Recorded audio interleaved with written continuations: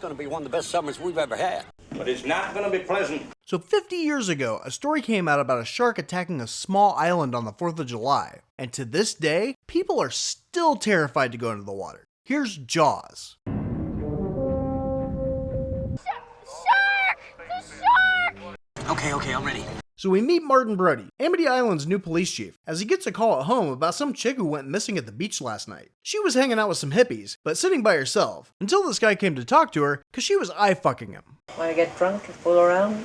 Oh, yeah. But now that he showed interest, naturally, she runs away. Cut out! She was stripping and completely naked before this moron could figure out how to take his shirt off. Don't wait for me! She was yelling for him to join her, but didn't notice that he was passed out on the beach. Looks like we got one.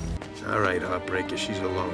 This is our shot. Until a shark grabbed her and she died. I'm teaching her a lesson. So Brody's meeting up with a guy who doesn't know how clothes work, and he thinks that she might have drowned, because there is no way that she left disappointed with his performance. Even though he just laid on the beach and let the tide splash his butthole. I'm coming! I'm coming! I'm definitely coming!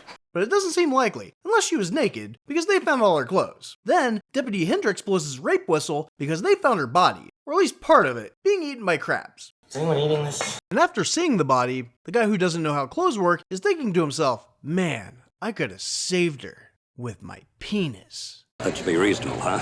Brody's typing up his report as the medical examiner calls him with the cause of death. The shark! He's gonna close the beaches to protect everybody, and Hendricks tells him that they've never done that before, so he has to go to the hardware store and make the signs himself. But he ends up passing it off to Hendricks when he tells him there's a bunch of kids swimming in the ocean right now. So Brody rushes to get him on land, but he has to wait for this barge to get back to take him out there. This gives the mayor, who ran into Hendricks, enough time to grab the medical examiner and a few other influential people in town to ambush him. But in Amity, one man can make a difference. They're like, listen, city boy, you can't close the beach by yourself, and if you get people all worried about sharks, no one's gonna come to our little festival this week, and none of the shops are gonna make any money. Be on welfare the whole winter. And Brody's like, but there's a people-eating shark out there that literally ate somebody last night. Okay, whatever you say. Then the mayor's like, it probably wasn't even a shark. It was probably a boat that happened to run over the only person in the area by accident and didn't even notice. Hey, what was that? Don't worry about it. Or did notice and fucked off so they wouldn't get blamed for murder.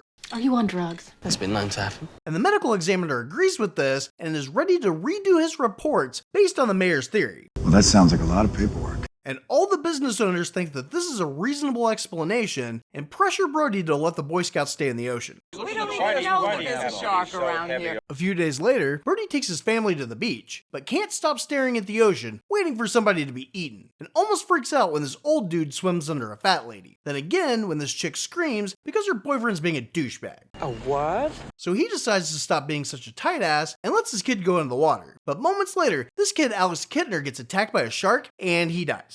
Yeah, right, little man. So they have a community meeting where Brody tells them that he's closing the beaches, and the people are pissed. So the mayor says it's just for one day. Like that's gonna do any good. And he is going to continue to feed here as long as there is food in the water. I ain't waiting around for some Huey with a death wish. But the people are still pissed. Then this guy Quint gets everyone's attention like a bratty middle schooler and says that he'll catch the shark for 10 grand, which is a lot more than the 3 grand the dead kid's mom's offering. I value my neck a lot more than $3,000, Chief. 1 case of apricot brandy. You buy the lunch. Brody's also hiring extra deputies, shark spotters, and asking help from the Oceanography Institute. But no one gives a crap about any of that, so he just goes home and reads all the shark books. He's a night feeder. You don't know anything about me, loser. But when he looks out his window, he freaks out because his kid is sitting in a boat near the pier. And his wife's like, chill the fuck out. Chief Brody, you are uptight.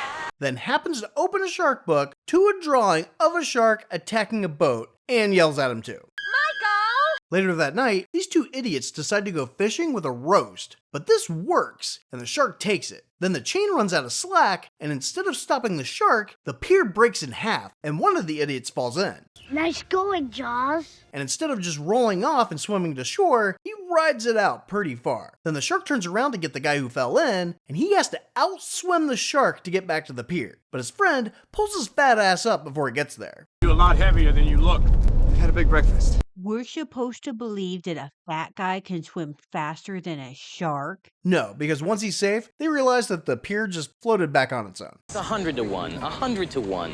The next morning, the harbor master, who's clearly been self-medicating, is doing a crappy job of keeping order in his harbor. He's rocking the guns. People have come from all over to hunt for the shark for the $3 grand and are running all over each other. Brody's trying to create some order, but none of these people have any common sense, or probably even driven a boat before. Move the thing and that other thing! This guy who just got there tries to get his attention, but he blows him off because he's trying to get the roads coming to the island closed to keep more morons from coming and blowing themselves up. But he's not having much luck. Well, none of them are going to get out of the harbor alive. He sees Hendricks smoking when he's supposed to be stopping idiots from dying, and we find out that bringing on summer deputies early means hiring them on the busiest week of the year after summer's already started. So they're all on their own. But the guy he blew off comes to tell him that idiots are being even more stupid, so Hendricks goes to stop him. The officer asked me to tell you that you're overloading that boat. You're gonna need a bigger boat. He then introduces himself as the ocean expert, Hooper, and he wants to see the body. So Brody takes him, instead of stopping people from chumming the water right next to the harbor in crowded waters. Get away from there, you goddamn fool, you! So this guy Hooper is a shark expert, and after seeing the body, he tells the medical examiner off. Well, this is not a boat accident. He says the Coast Guard should have been alerted and the waters surrounding the island should have been checked, because the shark that attacked this chick is bigger than normally found here. There's always a bigger fish. But as he's saying this, some fishermen caught a shark, and everybody's celebrating. They get there to see it, and Hooper says it might be the right shark, but he wants to open its stomach and see if it has human remains in it. Stuff your friggin' head in there, man, and find out if it's a man. But the mayor's like, but people would see. What if the kid's head rolls out on the dock? Then the kid's mom shows up and yells at Brody because she found out about the chick that got eaten before her kid. Oh, boo-hoo-hoo. Everybody's got dead people. So he fucks off, and the mayor orders the shark be disposed of in the morning, instead of just letting Hooper open it somewhere else. But he really needed to assure people that it's still safe to come to the island on the 4th, so he just tells everybody it's fine. I'm pleased and happy to repeat the news that we have in fact caught and killed a large predator that supposedly injured some bathers. Are you sure? I knew you were lying. That night, Hooper goes to Brody's house to tell him that he's leaving in the morning, but he'll tell his coworkers that he thinks they still have a problem, so maybe they'll send somebody else. Help! Help! It's happening! The attack is on! Send help! Army, Navy, guns, Marines! He's supposed to start a research project, so I'm not sure why they sent him when he would only be available for one day. But Brody decides that they should get drunk and break into the storage container and autopsy the shark. When they do, they realize it isn't the right shark. You're very perceptive. And Brody worries about how he'll be able to convince the mayor to close the beach again. So Hooper convinces Brody, who he knows is terrified of the water, to go shark spotting on a boat with him. How'd he do that? With an absolutely foolproof argument. I'm not drunk enough to go out in a boat. Yes, you are. No, I'm not. Yes, you are. You can't do that. Yes, you can. I'm convinced. That's not a convincing argument. That's not an argument at all. While they're out there, getting even more drunk, they come across part of a boat in the area that Hooper says the shark should be in. So he dives down to see how big of a hole it made. He finds a tooth that'll prove how big the shark is. But when the boat owner's head pops out of a hole, he drops it. There's one more thing we need to complete the plan. That guy's eye. He's gonna wake up tomorrow, and he's not gonna know where his eye is. The next morning, Hooper and Brody try to convince the mayor to close the beaches, because it's not just any shark, it's a great white, and this shark does nothing but hang at the beach, eat, and fuck. Ain't no thing like me except me. See, you got your rubbers. All right. That's a good point. But the mayor's more worried about petty vandalism than the safety of the people who elected him, and says prove it, because he doesn't want the whole town to lose out on money. That doesn't mean we have to serve them up a smorgasbord. Tomorrow's the 4th of July, so he says the beaches have to stay open, but also tells Brody to do whatever he needs to do to keep people safe. So he has his deputies tell everybody who goes to the beach that there is probably a man-eating shark in the water, and they might not want to go swimming. Shut up. Why would he do something like that when he could just show people pictures of the tiger shark they caught and act like everything's fine? But he does keep calling for more spotters on the beaches, so at least the fast swimmers will have a chance to get away. You just want to suck the joy out of everything. On the 4th, they have boats chumming the water outside the swim radius and a bunch of spotters. People apparently got the hint because even with the beach full of people, nobody's swimming. So the mayor goes up to a local couple and pressures them to go in. Amity, as you know, means friendship. And even though they look like they were just given a death sentence, they take their young children with them. I guess they don't want them to be orphans. He'd have been straight into an orphanage if he'd been dumped on my doorstep. But because these 5 people get in the water, everybody's like, well, they didn't immediately die. It must be safe to go in. Yeah, they're all gonna die. Good! I'm gonna kill some guys! And the mayor just looks on like, look what a good job I did. It's like ringing the dinner bell, for Christ's sake. Then some guy sees a fin and bravely knocks some children off a raft to get to safety. Yeah, you're a real hero. They whistle to get the people to shore and cause a panic where people run over children and old people. You made me do it. Why are you doing this? But it turns out to just be a couple kids who were lucky they weren't shot. Now, I want those little bastards caught and hung up by their Buster Browns. Then some chick starts desperately screaming. Shark! The shark! And everyone's slow to react, but Brody gets over there just in time to see it knock over 2 boats, including his kids, because earlier he saw his kid about to take his boat out on the ocean, but he told him to go to the adjacent pond instead because it's safer. Blasted idiot! They're all idiots! So as he watches in fear, the shark grabs some dude and he dies. I need his leg. Oh, I was just kidding about the leg. But Brody's kid saw everything and goes catatonic, so his friends have to take him to shore, where his mom thinks he died. Are you crying? They take him to the hospital, where they're going to keep him overnight, even though there's nothing wrong with him, and he's talking completely normal again. I got hit by a vampire. But this gives Brody the leverage he needs to get the mayor to hire that guy Quint. He's a professional shark hunter and agrees to take Brody and Hooper out with him. But he doesn't get along with Hooper at first because he's old school and Hooper likes to use tech. Nowadays, these kids, they take out everything. Radar, sonar, electric toothbrushes. So he just gets drunk and makes Brody chum while Hooper plays with his toys. Stop playing with yourself, Hooper. But he's nice enough to teach Brody some basics while they wait for the shark to show up. When it does, it manages to break through the line, which makes Quint not like Hooper even more, because he won't admit that he was wrong. So Hooper stupidly puts his dirty gloves in his mouth to make a face at him. It's disgusting. But when it shows up again, they see how big it is, and everyone freaks out. Brody panics, Hooper wants to do some amateur photography, and Quint pulls out his best equipment. Old tech, functional, but old. He shoots it, and now the shark is dragging around a barrel that's designed to stay above water like a super flotation device. Oh, crap. But then they're surprised when this 25-foot, 3-ton shark can pull it down. Well, screw this then. Even though earlier, Quint talked about some sharks needing 2 barrels. I got a 16-footer off Montauk. Had to stick 2 barrels in him. But it's getting dark, so they go down below and get drunk together and compare wounds. Hey, aren't you drunk enough already?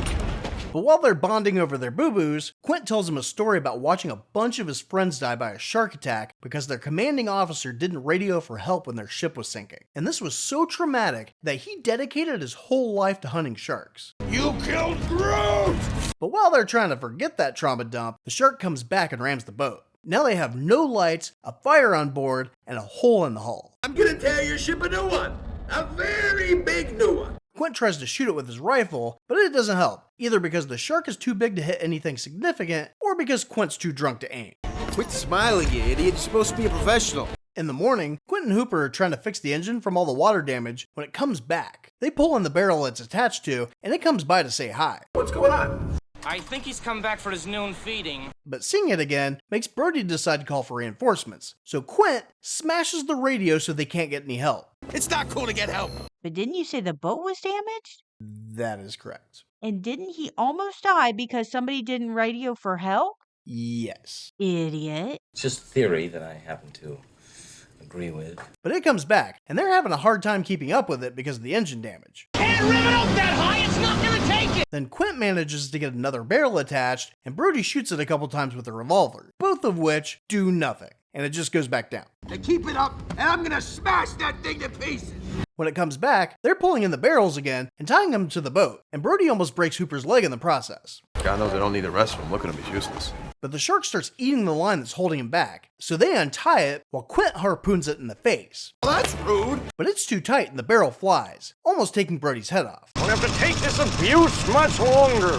The shark is now towing the boat until Quint cuts the line and takes it off. But now, with 3 barrels attached to it, Quint's like, there's no way it can go back underwater. Then it does, and he's like, what the fuck? Where'd it go? It went under the boat and tried to capsize it before showing back up. So they try to fuck off, but it follows. So Quint hits the gas, even though it's taken on a bunch more water, and it dies. and I guess the engine blowing scared the shark because it fucks off. Fine, but I can't promise when all this is over I'm not gonna kill every last one of you jerks. So now that the boat can't move and is currently sinking, Quint asks Hooper about all the crap he brought on board. He brought some poison and an anti-shark cage, so they're going to lower Hooper into the cage and he's going to try to shoot the shark in the mouth, hopefully before it eats him. That is not a plan. When they lower him down, he immediately sees it, but as he gets his harpoon ready, he loses sight of the shark and then it hits him from behind and he drops the harpoon. I can't believe you had that in your purse! Then it rips the cage apart, and Hooper barely makes it out, hiding behind some coral. Well, I can't have a discussion with this gentleman? Meanwhile, Quint and Brody are trying to pull him up, but 3 tons of shark makes that kinda hard. Ew, maybe I should have tried harder in gym. And eventually, the rig holding the cage breaks, and the shark swims away. Unbelievable. They get the broken cage up and think that Hooper's super dead, but they don't have time to think about that, because the shark decides to come aboard. Let me just ask the captain. Oh, wait a second, it's me! They try to get away from it, but Quint slides right into its mouth, and he dies. Yeah, I know who you are. Anyone knows who you are. Now the boat is almost completely sunk, and the shark goes for Brody, but he sees one of Hooper's scuba tanks and shoves it in the shark's mouth. You know you can't eat dumbbells, right? And the shark's like, ooh, I got something, and fucks off. But I guess the metal doesn't taste very good, so it comes back for more. And apparently, air tanks are for sharks like peanut butter is for dogs. So since it can't swallow it, Brody shoots the tank with Quint's rifle, it explodes, and it dies. Shut up and give me some tape! Does anybody have any tape? Then Hooper comes to the surface, and they use the last 2 barrels to help them swim to shore. That's it. Goodbye. So nevermore shall we see you again. So you gotta subscribe, share with your friends, like the video, our video. Show